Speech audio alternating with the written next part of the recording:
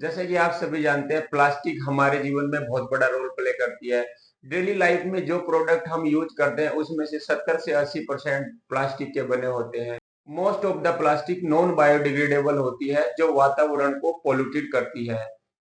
इसमें से कुछ ऐसे प्रोडक्ट होते हैं जिनको हम लॉन्ग टाइम यूज करते हैं, उसमें इतना प्रॉब्लम नहीं है, लेकिन साथ के साथ कुछ ऐसे प्रोडक्ट भी होते हैं जिनको हम वन टाइम यूज करते हैं और फेंक देते हैं। जैसा कि प्लास्टिक कैरी बैग, फूड में यूज किए जाने वाले फूड पैकेजिंग के पाउचेस, कप, प्लेट और जग ऐसे प्रोडक्ट होते हैं जिनको हम फेंक देते हैं और ये बहुत लंबे समय तक वातावरण में पड़े रहते हैं, हमारे वातावरण को पॉल्यूटेड करते हैं। यही हमारे जीवन में एक बहुत बड़ी समस्या है। इस समस्या को ध्यान में रखते हुए आज हम एक नया टॉपिक लेके आए हैं जिसका नाम है बायोडिग्रेडेबल प्लास्टिक। इसमें हम बात करेंगे बायोडिग्रेडेबल प्लास्टिक क्या होती है, इसकी डेफिनेशन क्या है और कैसे पहचान करेंगे कि जो प्रोडक्ट बना है वो बायोडिग्रेडेबल का है या नहीं है, और इससे होने वाली एडवांटेज और डिसएडवांटेज को भी इसमें डिस्कस करेंगे। तो आइए अब स्टार्ट करते हैं, बायोडिग्रेडेबल क्या होता है। Biodegradable are those polymer which can be easily decomposed by the process of degradation with the help of microorganism।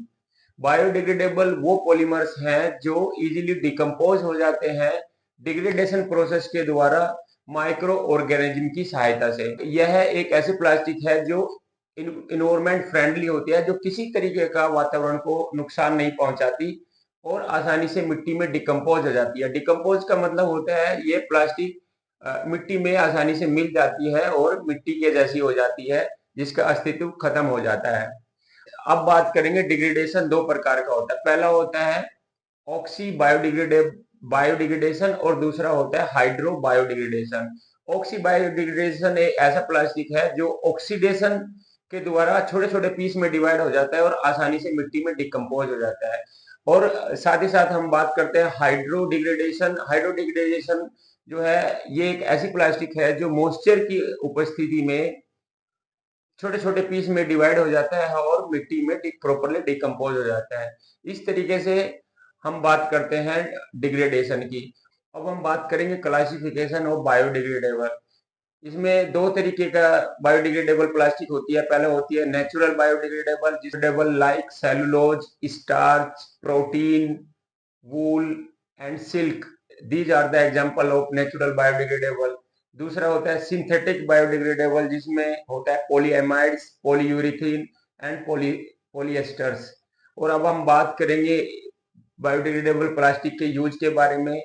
Packaging में बायोडिग्रेडेबल का यूज सबसे अधिक होता है, जिसमें plastic carry bag, garbage bag और डिस्पोजेबल कप, प्लेट और स्मॉल कंटेनर्स जो डिस्पोजेबल हम यूज करते हैं उनमें बायोडिग्रेडेबल प्लास्टिक का यूज करते हैं। और बायोमेडिकल में भी बायोडिग्रेडेबल प्लास्टिक का बहुत अधिक यूज है। जो हमारी बॉडी में स्ट्रेचेस लगाते हैं वो बायोडिग्रेडेबल प्लास्टिक के होते हैं, जो एक टाइम के बाद ऑटोमेटिकली डिकम्पोज हो जाते हैं। और साथ ही साथ हम बात करेंगे स्किन ग्राफ्टिंग में भी बायोडिग्रेडेबल प्लास्टिक का यूज होता है। और control system of drugs and surgical hand gloves, इस तरीके की चीजें बहुत सारी मेडिकल में भी हम लोग बायोडिग्रेडेबल प्लास्टिक का यूज करते हैं। और एग्रीकल्चर के एरिया में भी मल्चिंग, जो हमारी लेयर फार्म हाउस में बनी होती है उसका, और ट्विंस रस्सी में भी हम इसका बायोडिग्रेडेबल प्लास्टिक का यूज करते हैं। अब बात करेंगे हम बायोडिग्रेडेबल प्लास्टिक के आइडेंटिफिकेशन के बारे में। जब आप किसी प्रोडक्ट को देखते हो वो नॉर्मल प्लास्टिक से बना है या बायोडिग्रेडेबल से बना है, उसको देख के आसानी से पता लगा जा सकता है। और साथ ही साथ बायोडिग्रेडेबल का लोगो भी बायोडिग्रेडेबल प्रोडक्ट पे लगा होता है। जैसे कि आप पिक्चर में देख रहे हैं, दोनों पिक्चर को देख के आप आसानी से पता लगा सकते हैं कि ये प्रोडक्ट बायोडिग्रेडेबल से बना है या विदाउट बायोडिग्रेडेबल प्लास्टिक से बना है। साथ के साथ अब बात करते हैं बायोडिग्रेडेबल प्लास्टिक के एडवांटेज के बारे में और उसके चैलेंजेस के बारे में। एडवांटेज की बात करें तो सबसे पहले पॉइंट आता है कि ये बायोडिग्रेडेबल प्लास्टिक हमारे एटमॉस्फेयर को किसी तरीके से नुकसान नहीं पहुंचाता और पोल्यूशन को कम कर हमारी हेल्प करता है। और पॉइंट नंबर दो, इससे सोयल की फर्टिलिटी इंक्रीज होती है। जब भी हमारा बायोडिग्रेडेबल प्लास्टिक पूरी तरीके से सोयल में डिकम्पोज होता है तो इससे हमारे सोयल की फर्टिलिटी इंक्रीज होती है। और number three point, lower carbon emissions होता है। जब भी ये बायोडिग्रेडेबल प्रोसेस में जो कार्बन एमिशन परसेंटेज है वो बहुत लो है, बहुत कम मात्रा में कार्बन का एमिशन इसमें होता है, इसका ये भी एक बहुत बड़ा एडवांटेज है।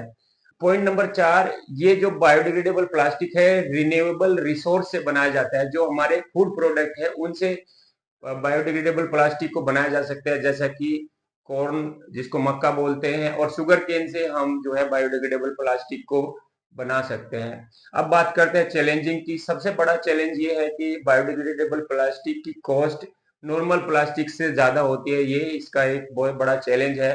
और साथ ही साथ बात करेंगे कि दूसरा चैलेंज ये भी है, जब ये प्लास्टिक डिकम्पोज होता है तो उसके लिए सर्टेन कंडीशन की रिक्वायरमेंट होती है, जैसे कि टेम्परेचर, प्रेशर और एटमॉस्फेयर में ही वो डिकम्पोज होता है। हर कंडीशन में डिकम्पोजिशन पॉसिबल नहीं है।